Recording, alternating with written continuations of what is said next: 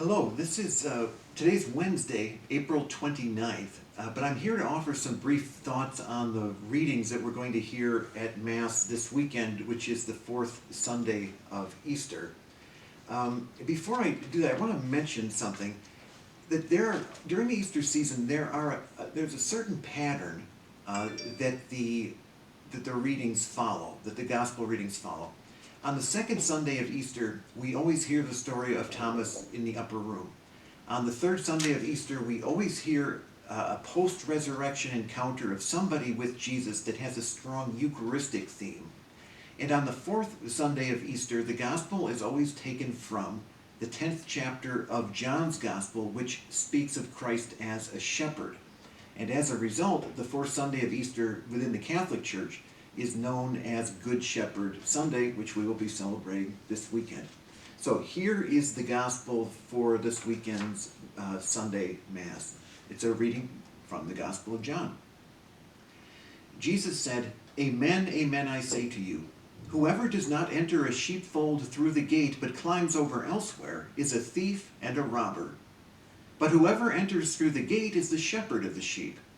The gatekeeper opens it for him, and the sheep hear his voice, as the shepherd calls his own sheep by name and leads them out. When he has driven out all his own, he walks ahead of them, and the sheep follow him because they recognize his voice. But they will not follow a stranger. They will run away from him, because they do not recognize the voice of strangers."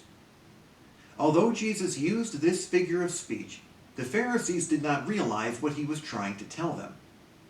So Jesus said again, "Amen, amen, I say to you, I am the gate for the sheep. All who came before me are thieves and robbers, but the sheep did not listen to them. I am the gate. Whoever enters through me will be saved, and will come in and go out and find pasture. A thief comes only to steal and slaughter and destroy. I came so that they might have life and have it more abundantly." Now, customarily on Good Shepherd Sunday, among the other things that we might do is we are careful to pray for the Pope and the bishops during the petitions. We very likely pray for the men who are going to be ordained to priesthood in a couple of weeks, usually in the month of May. We often pray for vocations, and many times we also pray for everybody who works in pastoral ministry for the church, which are just about every member of the pastoral staff and liturgy people. We're all pastors in our own departments. So the focus of the readings and of the Sunday is upon Christ the Shepherd, but there's also a call that's kind of implied that we hear it. When we hear this gospel proclaimed in the church, it's also a call to work in unity with our shepherds and with one another. You know, we all have the same shepherd, and we're all his sheep, and so we ought to be moving in the same direction. Now, the main shepherd of our local church is Archbishop Listecki, and tomorrow, which is Thursday, he's going to be leading a conference call for priests in which we are going to review a plan for returning to Mass. That's basically the heading of the email that I got announcing this conference call. And that's really the extent that I know of what this is going to be about. We didn't get an agenda. We don't have any real clue what the bishop is going to share with us, what the timetable is, and none of that is known. I hope to learn that tomorrow. But we all know that we are in very unusual times right now. And it's a challenge to keep our parishes strong and keep people together and connected and pulling in the same direction because of the circumstances we're in. It just is what it is. Now, I want to say a few words about the idea of strength, but I want to do it by using an example that I happen to have with me here, which is this egg right here. Now, eggs are probably one of the most fascinating things that you have in your house. I don't have eggs in my house because I really don't eat them very much, so I had to borrow this one. But it's a perfectly normal egg, right out of the box. It's not hard-boiled. It's none of that. It's just an egg like you'd buy off the shelf. The shell of an egg is probably about 0.5 millimeter thick, 0.5 millimeter. But it is amazingly strong, and I'm going to give you just a brief definition or a sign of how strong it is. But if you try this at home, I'm not responsible for the mess that you might make. If you take an egg, as I'm going to take it, and you put your thumb on the bottom or whatever, and your finger on the top, but basically have your hands on the top of the egg and the bottom of the egg in some way, and you squeeze with equal pressure, you're going to realize that you are very likely not strong enough to break this egg by pressure. And again, it's only 1/2 of a millimeter thick. And I really hesitate to squeeze absolutely as hard as I can, because if this blows up, it will be forever on YouTube and I'm going to have to live with that. But I can tell you, I'm pushing pretty hard and it's not going anywhere. And I think you'll have that experience if you do it. So here we have an eggshell. I'm squeezing on it, trying to break it, and I cannot possibly do it. But you know and I know that if I were to drop it ever so lightly, or if I were just to use my finger and go poke, I could crack it. In which case the whole egg, for all its strength, would simply fall apart. And if it had a crack in it while I was squeezing it, it would have blown up. So what this is an example of is that, it's a shell that cannot be broken by pressure, but it can be broken by picking at it. And in many ways, I think parishes are kind of like this egg, and the parishes can survive all kinds of pressures. St. Matthew, St. Mary by the Lake are parishes that have been around a long time, and they have seen all kinds of things, and they have dealt with all kinds of stresses, from disease outbreaks to world wars to all kinds of things. I mean, when you're around for 170, 180 years, you've seen just about everything. We're in one of those periods of stress now, I think, and it's my belief that overall we're handling it pretty well. It's very uncharted territory. No one can tell us what we're supposed to be doing, but what we're doing, I think, is very effective, because a lot of people are working very hard.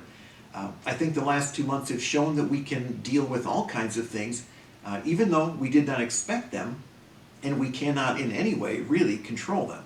Now, that's not to say that everything has gone perfectly. There are many things that I wish we were doing differently in the church as far as our ministries. I wish we were doing some things differently in the state as far as going back to work. I know that I, along the way, could have done a better job with different things, as I'm kind of muddling through, trying to think, what should I be doing? How should I connect with people? Who am I missing? What ought I to be doing? These are questions that keep coming, and I'm sure sometimes my decisions have not been as good as they might have been.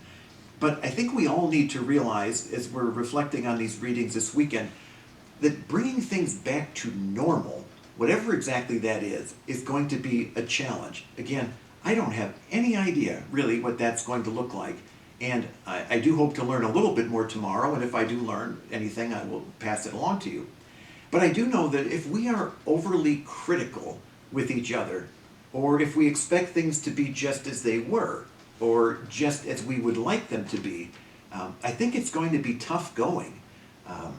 I would prefer that we didn't have to come to church wearing masks, but maybe we're going to have to. Maybe social distancing is something we're going to have to keep doing. It could even be the case that maybe when we come back to Mass, we have to go in shifts because we have to limit attendance.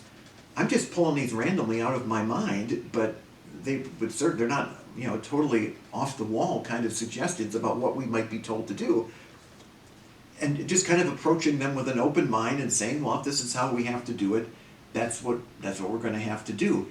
My fear is that if we're not patient with each other, and we're overly critical with each other, or with the church, or with particular people who aren't doing what we'd like them to do, we may all find that we have survived the shutdown, only to fall apart when we all come back together. And that, I think, would be a shame. So as I see it, the future is really going to require of us generosity, creativity, and unity.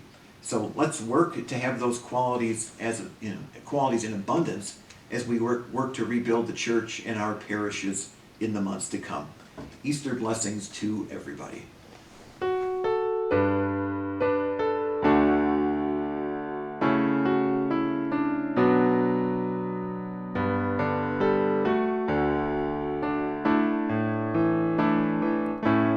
Bless the Lord, oh my soul, oh my soul, worship His holy name.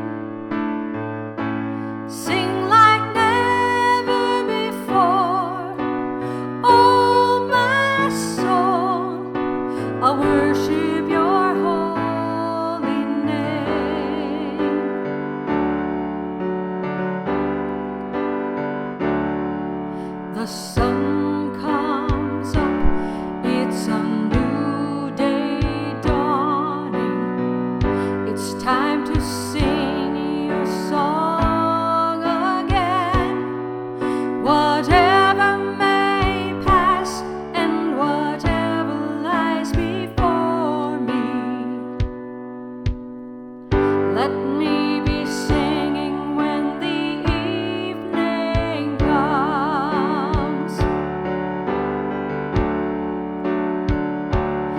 Bless the Lord, oh my soul, oh my soul, worship His holy name. Sing like never before, oh my soul, I'll worship your holy name.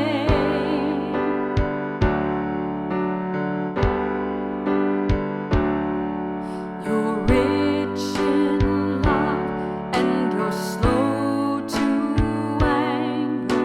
Your name is great and your heart is kind. For all your goodness I will keep on singing. 10,000 reasons for my heart to find.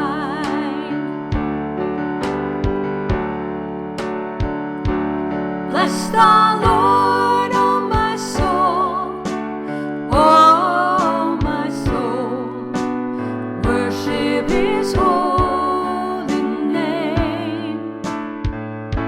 Sing like never before, oh my soul, I'll worship your holy name.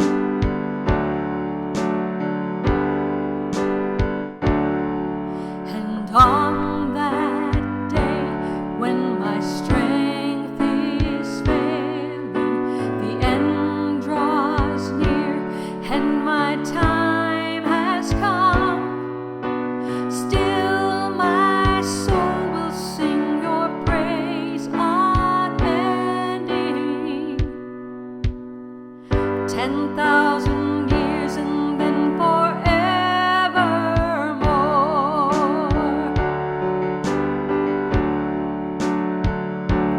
Bless the Lord, oh my soul, oh my soul, worship His holy name. Sing like never before, oh my soul, I'll worship your holy name. Bless the Lord, oh my soul, oh my soul, worship His holy name. Sing like never before, oh my soul, I'll worship your holy name. Worship